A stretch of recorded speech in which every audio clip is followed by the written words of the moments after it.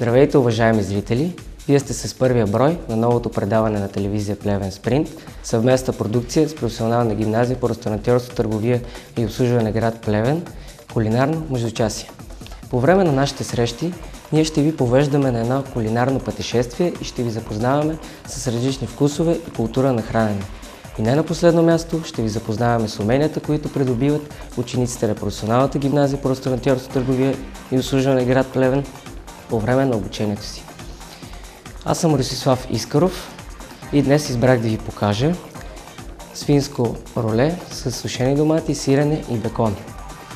За ястието са ни необходими свинско контрафиле, сушени домати, сол, черен пипер, мед, горчица, бяло вино, зехтин, босилек, мащерка, кромит лук, моркови, картофи, чесън и спанак.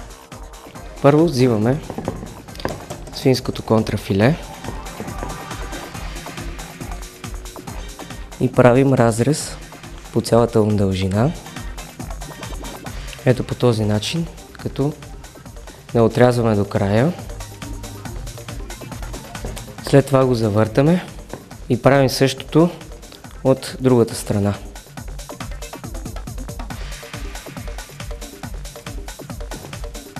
И така нашето контрафиле се отваря и ще го начукаме, за да му придадем еднаква дебелина по цялата му площ.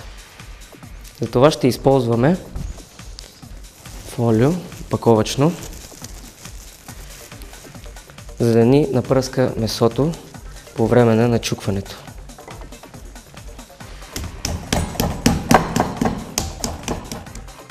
Нашето роло е вече готово, добре начукано.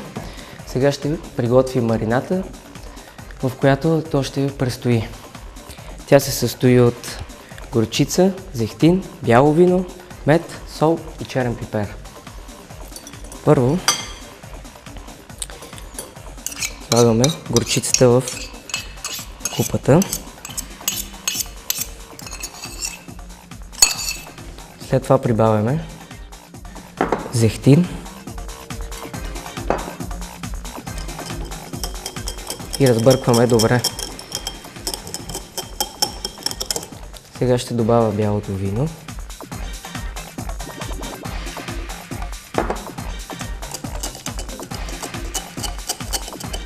И меда.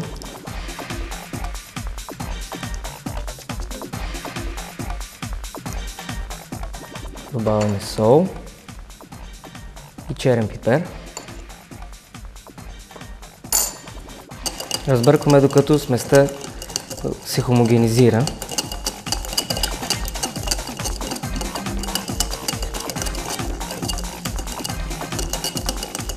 Нашата смес е готова. Сега ще поставим контрафилето да се маринова. Покриваме го добре от всички страни с маринатата, за да може да поеме хубаво нейния вкус.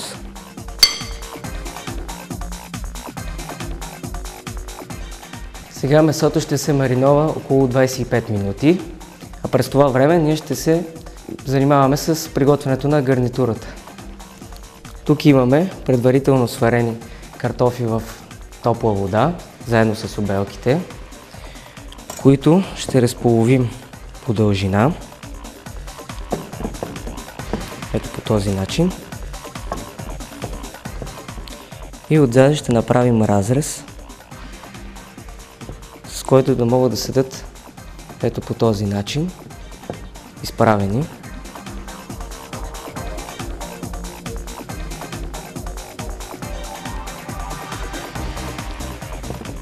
Сега с помощта на лъжичка ще издълбая леко вътрешността на картофите, ето по този начин.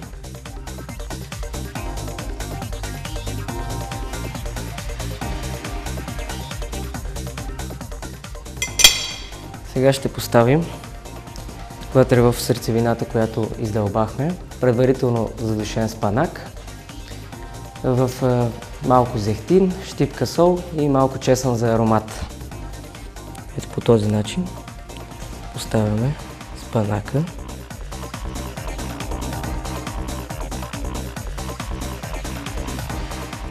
Сега ги оставяме настрани и можем да се заемаме с нарязването на лука и на моркова, които ще ни служат като канапенце по време на печенето на месото. Ще нарежем лука на шайби.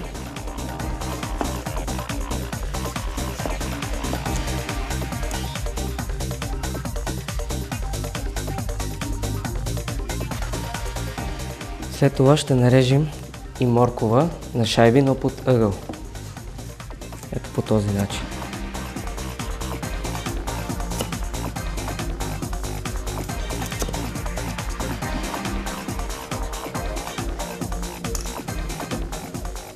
Сега и тях ще поставим при картофите.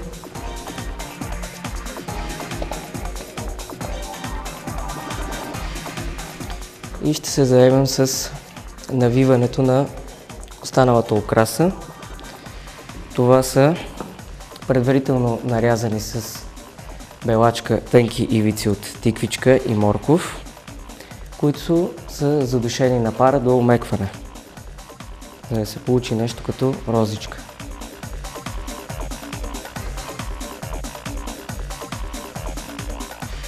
През това време нашето месо вече се е мариновало.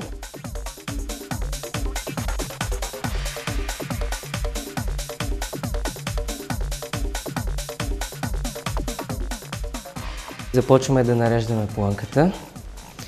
Първо ще наредим бекон, който е нарязан на не много дебели ивици в средата на ролето, по този начин.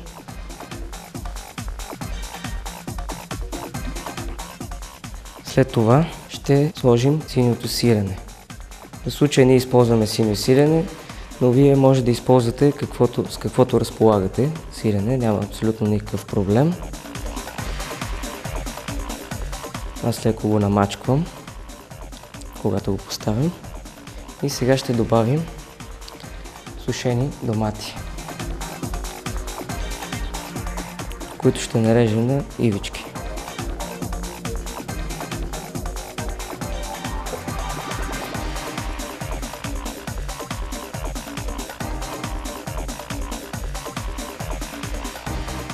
Сега ще пристъпим към навиването на ролето. Ще завъртя дъската, за да ми е по-лесно. Започваме да навиваме, като се стараем ролето ни да е максимално стегнато и плънката да не ни изпада по време на навиването. По този начин помагайте си с пръсти и придърпвайте плънката навътре.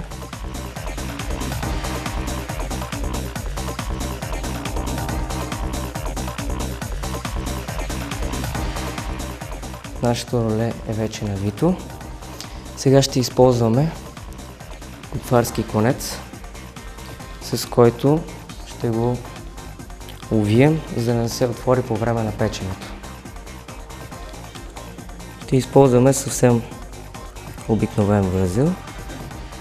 По този начин вързваме го на възел и започваме да увиваме цялото роле.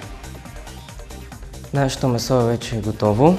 Както виждате, завързал съм го с конец. Сега ще го увия в алуминиево фолио.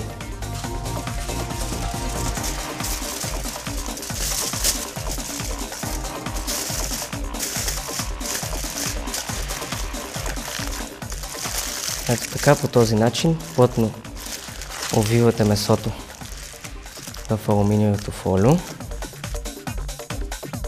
И сега за всеки случай ще забудя 2 дървени шиша в месото.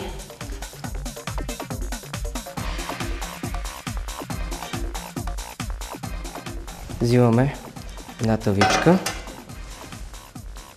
и я намазваме с зехтин. На размазването на зехтина може да използвате и кухненска хартия. Размазваме добре по стените на тавичката. И сега ще наредим морковите и лука, които нарязах преди малко. Както казах, те ще служат като канапенце по време на печенето. Нареждаме ги ето така, по този начин. Няма някаква последователност на нареждането. Сега поставяме месото. И в тавичката изливаме останалата ни марината.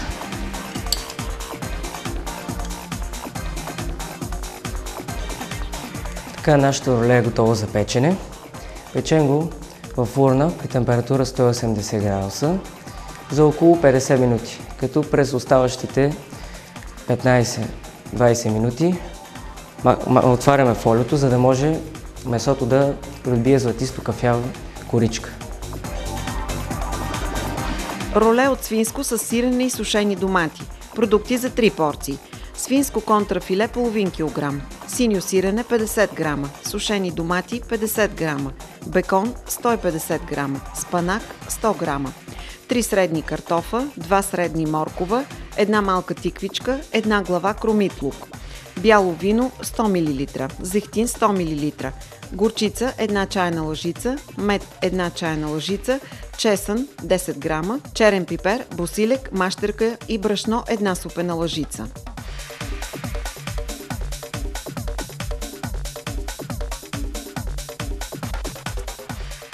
И така, нашето роле е вече готово. Ние го извадихме предварително от фърната, отстранихме конеца. По времето на печенето, както ви казах, премахнахме фолиото, за да се образува тази златисто кафява коричка. И сега ще пристъпим към оформянето на ястието. Нарязваме ролето на шайби под ъгъл. Ето по този начин. Ето може да видите как се е получило с плънката. Сега оформяме месото в плато. Добавяме гарнитурата от картофите и окрасата от навитите зеленчуци. И заливаме с сос за печени меса.